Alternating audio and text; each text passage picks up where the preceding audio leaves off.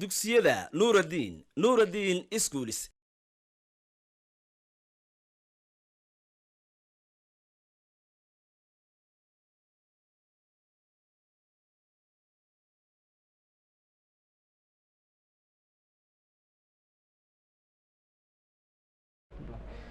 بسم الله الرحمن الرحيم الحمد لله رب العالمين وصلى الله وسلم وبارك على سيدنا محمد. السلام عليكم ورحمة الله تعالى وبركاته. waxaan ahay barasamo tirsaxardeed oo idiin soo tabiyay maadada Soomaaliga ee fasalka afraad. waxaynu ku soo guda jirnay naqtiinka buugeena waliba gaar ahaan cutubkeena labaad oo ka hadlaya sheekooyin dhab ah. waxaynu soo qaadanay ku dhawaad 5 sheeko oo kala duwanaa ay ugu dambeysay sheekadii sida Raxmed Dhirtu u badbaadisay oo aynu qaadanay labadeedii qaybood oo tilmaamaysa si toos ah u tilmaamaysa faa'iidada dhirtu ay noo leedahay iyo kaalinta dhirtu ay noogu jirto bulshada iyo waliba faa'iidooyinka laga helayo. waxa kale casharkaasi loo tabinayay oo ahaa in aynu fahanno sida qofku ay ula gudboon tahay in uu ilaaliyo dhirtiisa ugana qaato qaybtiisa in uu dhirtaasi kaalintiisa ka qaato ilaalinteeda iyo deegaanka waliba ilaalintiisa maadaama oo nolosheenu ay ku xidhan tahay deegaanka. maanta waxaynu qaadan doonaa darsiga la yiraahdo cilibxumada khiyaanada.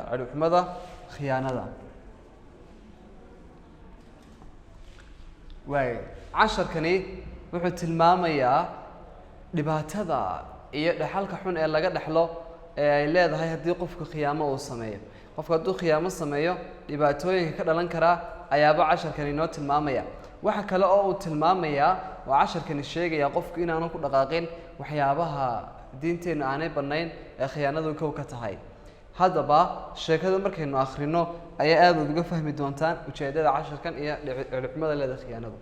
waxaa laynagu yidhi waxaa jiray qoys danyar ah ayaa waxa ay deganaayeen meel u dhow tuulo. waxa ay lahaayeen sac keliya. qoysku markii koobaad waxay ahaayeen danyar waxaana lahaayeen sac keliya laakiin sacaasi aad u caano badan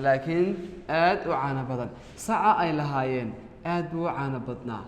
hal saco keliya atay lahaayeen waana aad baan u caano badnaa sacaasi. baahidooda waxaa ku filnaa caanaha ay ka maalaan saca inkasta oo ay iska bi'in jireen caanaha saca ayaabaa ku filnaa saca ay ka maalaan. saddexdaa leen iyo barhka hore waxay noo tilmaamayaan kow qoysku inuu ahaa danyar buu ahaa. waxay deganaayeen meel u dhow tuulada may deganayn laakiin meel u dhow bay deganaayeen. tuulada meeshaa u dhow bay deganaayeen waxay lahaayeen sac keliyata oo ay maalaan. sacaas oo keliyata qoysku weliba sacaas aad buu u caano badnaa isagu sacaasi aad ayaabuu u caano badnaa welibana haba caano badnaadee baahidoodana isagaa ku filnaa saca caanaha ay ka maalaan oo keliyata ayaa ku filnaa baahidooda.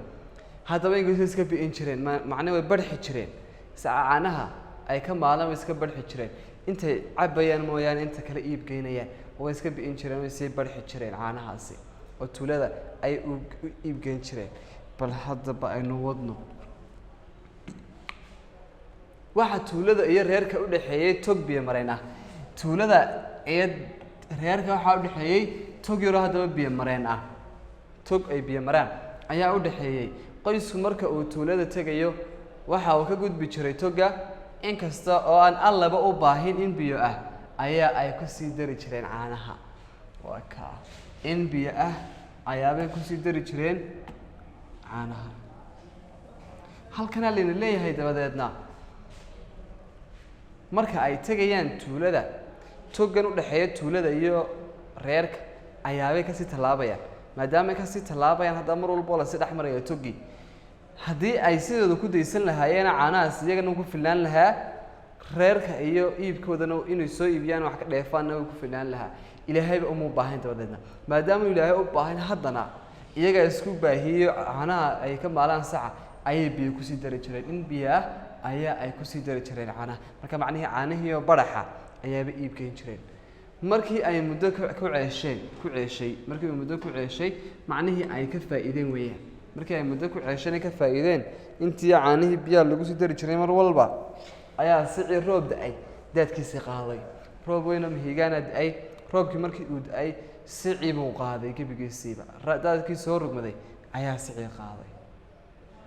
ayaa sici marka sici maxaa ku dhacay sici waxaa ku dhacay roob da-ay ayaa daadkiisii qaaday roob da-ay ayaa daadkiisii qaaday musiibadii xaggaasi ka bilaabatay haddaba odaygii oo la yaaban musiibada ku dhacday ayaa wareystay qoyskiisiiba wareystay waxa uu yidhi oo aabbo xagee ayaa la inooga yimid calaamadda hadalkaa xidhan dabadeedna calaamadaas waxaa waa calaamadda hadalka waxay tilmaamtaa hadalka inuu qof yidhi waxaa laga furaa barta hadalka ka bilaabmayo kadibna waxaa laga xidhaa barta uu hadalku dhammaanayo hadalkaa marka intaas waxay noo tilmaamaysaa iminka inuu odaygu hadalkaa yidhi oo aabba xaggee ayaa la inooga yimid hadalkan waxaa yidhi odayga qoyskaa yidhi wiilkiisii curadka ahaa baa ugu jawaabay oo yidhi calaamada hadalka mar walba la furay marka la yidhi ama aynu qofta hadlay aynu tilmaamayno waxaynu furaynaa calaamadda hadalka waxaa la inooga yimid biyihii yaraa ee aad ku daraysay caanaha ayaa batay oo qaaday sicii caana badane marka halkaa waxaa ka maqan inaan soo xidhno calaamadda hadalka waaynu saa usoo xidhi doono marka wuxuu leeyahay caanihii aad ku dari jirtay biyihii aad ku dari jirtay caanaha ayaa intay bateen ayaabay qaadeen sicii caana badane ayay qaadeen wuxuu uga jeedaa intan uu leeyahay biyihii baa batay macnihii cuqubadii iyo khiyaanadii aad sameynaysay adigu biyihii yaraa aad ku daraysay caanaha markaad iib keenayso ayaaba intay bateen buu ilaahay ciqaab kaaga dhigayo roobkii daaydaadkiisii baa qaaday buu leeyahay haddaba intaynaan dulucda sheekada u gudbin dariskani intaa hore markaynu tilmaamayno maxay noqonaysaa waxay noqonaysaa waxaa laynoo sheegay horta inay qoysku dan yar ahaayeen waxayna deganaayeen meel tuulo u dhow waxay lahaayeen hal sac oo keliya sacaasna weliba aad buu u caano badnaa haba caano badnaadee caanaha markay iib geynayeen way iska yara bi'in jireen macnihii waxba biyo kusii yara dari jireen way barxi jireen markay haddaba reerku ka tegayaan xaafadooda ay tegayaan tuulada waxay sii mari jireen toga biyaha ah tog biyo mareen ah bay sii dhex mari jireen oo ay uga gudbi jireen dabeetana togaa markay ka gudbayaanba odayga qoysku markuu kasii gudbayo isagoo caanaha uu sii iib geynayo ilaahayba isagoon u baahin ayuu haddana caanaha biyo kusii dari jiro barxi jiray kadib markuu muddo saa ku faa'iiday leen marka caanihii biyo lagu daro way barax bay noqonayaanoo way ka fara badaneen intii horey ahaayeene uu in badan ku ceesho ka faa'iiday ayuu roob weyn da-ay roobkii weynaayay da-ay daadkii ka soo rogmaday ayaabaa sicii qaaday dabadeedna sicii ayaabuu qaaday dabadeedna odaygu uu gartay masiibadu meel ay ka socoto ayuu fahmi waayo intuu qoyskiisa iskugu yeedhay ayaabuu yihi oo aabbo xaggee ayaa la inooga yimid macnihii masiibada inagu dhacday sici keliya ataynu lahayn qoys dan yaraynu ahayn waxaynu ahayn qoyskaa dan yartay halka soco keliya talehe masiibadani halkay inagaga dhacday buu tilmaamaya dabeedna wiilkiisii curadka ahaa ayaa ugu jawaabay isagoo si sarbeebaysan ugu dhigaya buu yidhi waxaa laynooga yimid biyihii yaraa ee aad ku daraysay caanaha ayaa batay oo qaaday sici caana badane wuxuu uga jeedaa khiyaanadii aad sameynaysay ahayd inaad caanaha baraxdo ayaa ilaahay cuqubadeeda kugu imtixaamay maadaamaad caanaha biyo ku daraysay sicina waxaa qaaday biyaa qaaday saasuu tilmaamaya haddaba dulucda sheekadu maxay tahay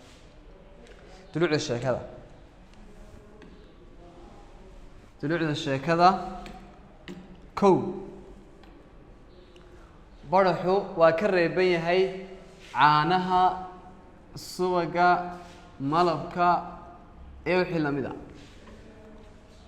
dhammaan baraxu waa ka reeban yahay baraxa waxaa la yidhahdaa shayga intiisii hore lagu daro shay kale oo ka kordhinaya intiisii hore tayadana aan la mid ahaanayn laakiin urta laga yaabaa inuu sidiisa hore magacaanaho kale tusaale ahaan marka biyo lagu daro way lahaanayaan araggii caanaha way lahaanayaan dhadhankooduna waxa laga yaabaa dhadhankii caanaha inuu soo dhowaado laakiin intii horena ka fara badnaanayaan tayadii caanahana marnaba ma lahaanayaan saa daraaddeed baraxu waa ka reeban yahay subagga oo kalena saliid baa lagu daraa isagana saa daraaddeed waxaa looga jeeda waxyaabaha dareeraha ah wuu ka reeban yahay in la barxo oo lagu daro shay aan ahayn shaygii loogu talagalay marka sidiis in lagu daayo ayay noqonaysaa oo diintu waxay noo banaysay khiyaanada aad bay inooga dayarisay waxay noo banaysay markaas shay walba sidiisa inaynu ku dayno haddaba aynu ku dayno shaygaasi inaynu khiyaanada ka ilaalino ayaa aad diintu inooga dardaarmaysaa waayo qodobkeena labaad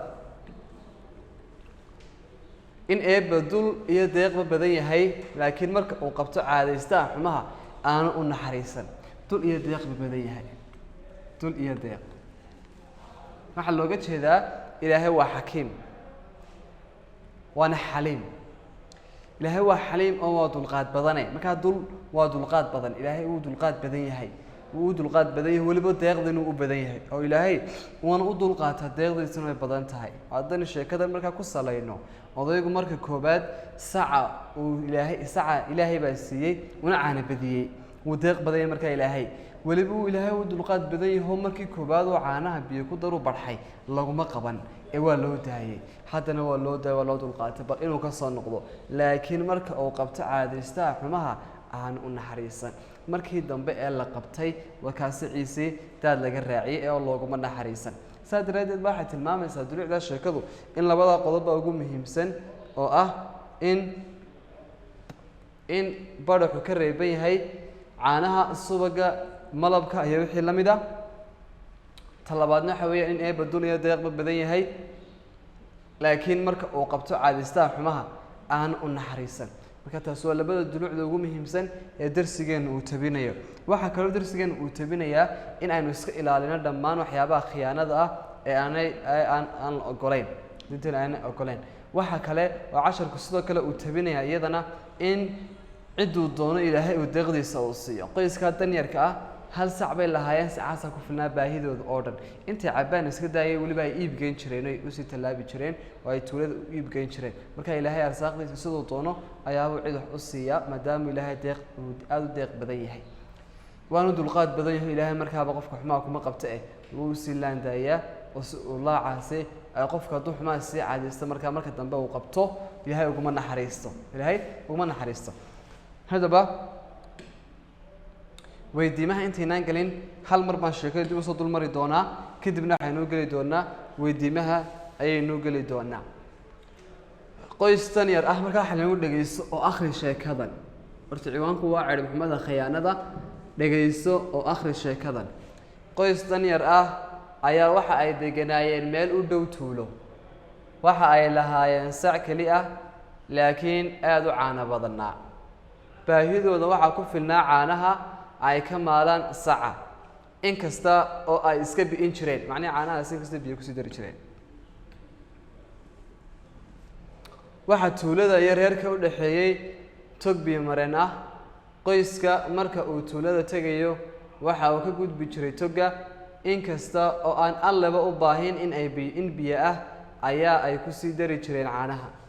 inkastoon allaba aanu u baahin in biyo ah ay habeen kusii dari jireen caanaha. markii uu muddo ku ceeshay haddaba ayaa sicii roobda ay daadkiisii qaaday. odaygii oo la yaaban masiibada ku dhacday ayaa waraystay qoyskiisii. waxa uu yidhi oo aabba xaggee ayaa la inooga yimid. wiilkiisii curadka ahaa baa ugu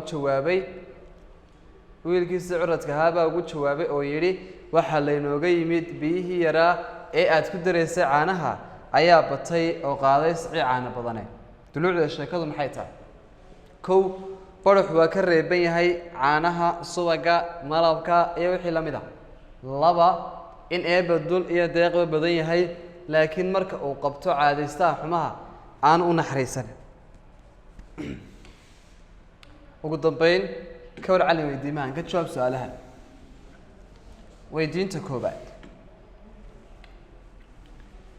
odayga qoysku waxa uu samayn jiray marka toga biyaha leh laga gudbayo. markuu caanaha siduu toga biyaha kasii gudbayo muxuu samayn jiray? caanaha muxuu ku samayn jiray? weydiinta koobaad. laba, ma fiican tahay in caano la iibinayo biyo lagu daro? sheeg sababta. marka waa ha iyo maya. ma fiican tahay caanaha la iibinayo in biyo lagu daro la barxo? ha iyo maya taad ku jawaabto sheeg sababta. markaa sababtana waad raacinaysaa.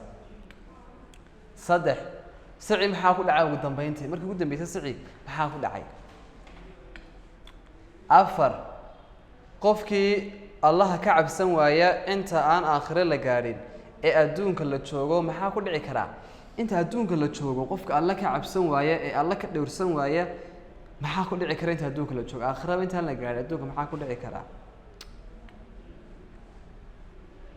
taa ugu dambaysa ee sheekada oo gaaban kor ka sheeg su-aasha waxaynu ku bedelaynaa ayaynu leenahay su-aasha waynu ka dayn kadib waxaynu ku bedelan doonaa su-aal ka faa'iido badanoo waxaynu leenahay sheeg dulucda sheekada sheeg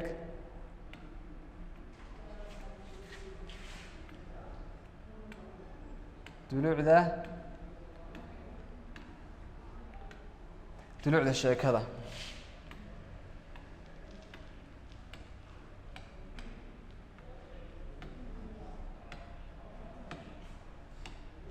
sheeg dulucda sheekada sheeg dulucda sheekada shantaasina waxay noqon doonaa shanta weydiimood weydiinta koowaad waxay ahayd odayga qoysku maxaa uu samayn jiray markaa toga biyaha leh uu ka gudbayo weydiinta labaad ma fiican tahay in caano la iibinayo biyo lagu daro sheeg sababta sici maxaa ku dhacay ugu dambeyntii waa weydiinteena saddexaad weydiinteena afaraad qofka allah ka cabsan waaya inta aan aakhire la gaadhin ee adduunka la joogo maxaa ku dhici kara weydiinta ugu dambeysaynu bedelnayna waxaanu sheeg dulucda sheekada ayaabaynu ku tilmaamnay intaasi ayaan kusoo gabagabeynayaa darsigeennii maanta aynu qaadanay sheekada cadhibxumada khiyaanada inta aan darsiga ka bixin waxaa mar walba iga xasuusin ah waalidku inay ardayda ku daba galaan kaalintii macalinku lahaa ee ahayd inay darsiga ku daba joogaan oo ay aad ugula xisaabtamaan inuu qoray amaba uu la socdo hadba xalqadda iyo darsiga uu marayo sidaa iyo intaynu ku kulmi doono darsiga xiga hadduu allah awoodda leh idmo waa aniga oo ah bare samatir saxardiid